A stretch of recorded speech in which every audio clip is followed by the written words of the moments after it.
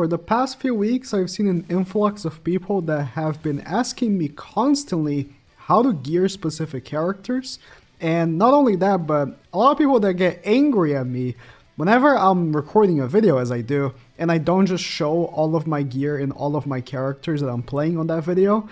And I hope that this one will alleviate a lot of that anger, because it's really not that hard to gear characters in this game. And it all comes down to what the character does.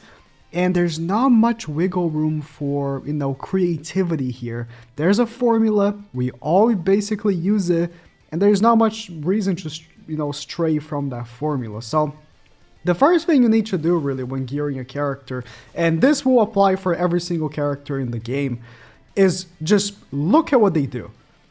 Meliodas here is a heavy damage character. When you're using him, he is your DPS.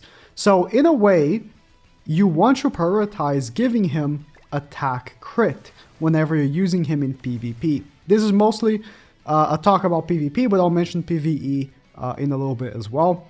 So in PvP, if he is your main DPS, the best gear set that you can possibly give him for damage is attack, crit damage with attack rolls, defense rolls, and HP rolls.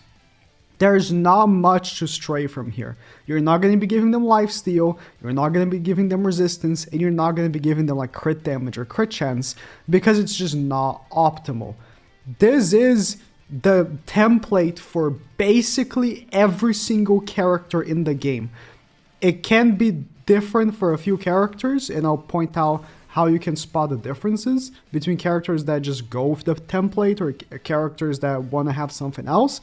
But for like 99% of the characters, you're just going to be using attack, defense, HP rolls, because there's no reason to go with anything else. Now, if you want max tank for your Meliodas, for example, then you just go with HP defense. There's not much better. You could go with HP crit resistance as well. It's actually still pretty good, but you're missing out on a lot of combat class. One of the biggest reasons why you'd want like your whole team should be using HP defense, like for example this demon team right here, which has full HP defense, is because you get so much more combat class from the HP defense combo. It's just the most combat class you can possibly get, because HP is the highest stat pool you can have, and then defense is the second one, or the highest one that you can get in terms of gear pieces that can be done with only 2 pieces, right? Or gear sets that you can only done with 2 pieces. So that's the formula. Now, characters do break out of this formula very irregularly. Very, very irregularly. What are those characters? For example, if I go here to humans, Bon is a character that breaks out of this formula. But again, it just comes down to seeing what the character does. A character that specifically tells you on their card that it uses HP to deal damage, as you can clearly read in Japanese here, won't be using attack for its most damage potential. So when you're gearing him, you just void him of any attack that you can, because he does not use that stat. Just maximize the HP for max damage, and instead of giving him attack rolls, since he doesn't use attack, I don't know, give him crit chance, because crits still count for the damage regardless. Same goes for any character that scales with HP, or if in the future more characters scale with HP or defense as well, like now for me, that's another template, I guess, for those specific characters. You just need to look, what does the character do? So what gear set would be better for him? And unfortunately, actually, gear sets like, crit chance, crit resistance, recovery, crit defense, and lifesteal just aren't really used very much. Melascula uses lifesteal, but again, it specifically tells you the more lifesteal you have, the more basic stats you give to allies. So in those cases, you're like, okay, so I will give her lifesteal. You need to look at a case-by-case basis on the character and be like, okay, this character wants to have that stat, I'll give him that stat. But if it doesn't tell you anything like that, you just go by the template.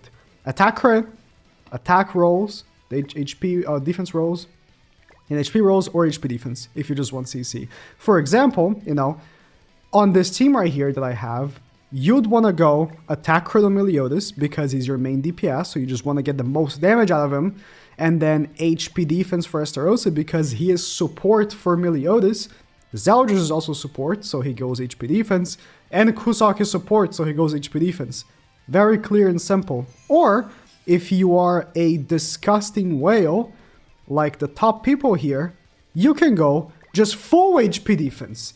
Because your character already hits so hard because you're such a whale, you don't even need attack. But for majority of people, you want your DPS to have attack crit.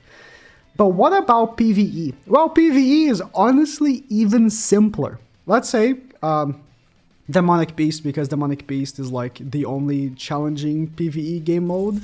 I guess Final Boss can be challenging as well for the newer ones, right? The Archangel ones, but it's very simple as well.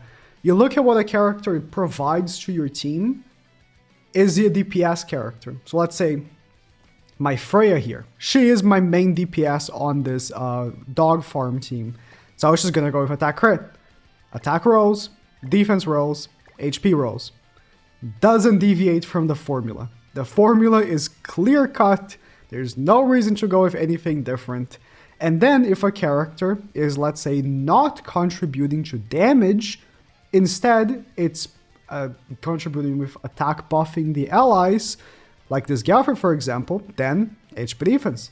Giving him attack would boost his damage a little bit, but there's no need.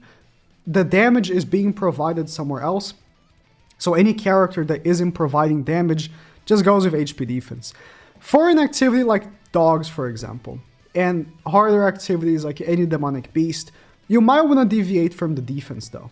That's what I mean, defense as your second gear set is really good for CC, but honestly in practicality a lot of the times, you might want to go with crit resistance. It just goes on case-to-case basis, especially looking at how much crit resistance does your character even have. Like right now, this Tonar here has 109 because I gave her crit resistance here, the crit resistance set, which gives 30%.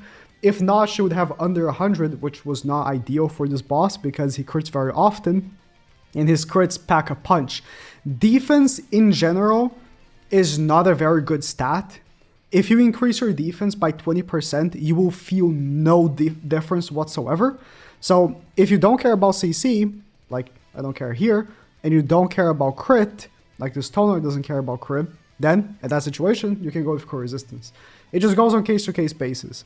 A better character example I can use that actually uses HP and crit resistance is, for example, Base Liz. This is a character that was used a lot in dogs, and the red version of her is currently being used in a new Demonic Beast. The way you build her for the Demonic Beast is HP crit resistance, because she has god-awful crit resistance. I even gave her crit resistance rolls. And like I said, defense is a kind of useless stat. So just in general, for high difficulty PvE activities, your supports can also just rock HP crit resistance. If you feel like they're getting crit way too often and they're dying because of it, then, you know, you slap it on, because like here, now she has 111% with the set plus the rolls. That's enough that she's not getting crit like that often and can survive. Like I said, defense is mainly a useless stat. So you just need to analyze the character and see if the character requires that for like a hard activity or something like that. Which, again, for a lot of people might not be something that they have the time to do, but it's very easy to identify once you just know that that's a thing. So I hope that helps, but just to wrap it up, I want to identify another like outlier. So for example, this character is Brynhilde is a character that you might want to use like max crit chance on her gear. It's very unusual, and no other character in the game is someone that you do this. But the reason why you would do this is because she already gives herself a lot of attack from her passive, 12% per ally on the field. So I don't know, I don't actually know if she counts herself. I'm gonna assume she does. So that's 48% attack, plus the relic gives her 20 if she has a debuff. So she already has so much attack that just making sure she's constantly critting is worth it. But it's so irregular to see a case like this, because not nearly that many characters have a passive like this Brynhilder where they give themselves that much attack. And in general, a lot of the times when you use something like this, let's say I use max crit chance on both of these gears, she still misses crits because bosses have like 150% crit resistance. Or they have like 50%. And if I have like, was it 111, 128, like I'm going to be missing like 22% of those crits. And whenever I miss, like my damage is like negligible because I have no attack given from those gears. So in general, people still will opt to not give her the crit chance and just go with attack to be more consistent. The key word is consistency. The gear set that we figured out like in the beginning of the game that we've all been using for this long time, this, formula is consistent. And deviating from consistency sometimes can work. But most of the time, it's just a headache. So just do the formula.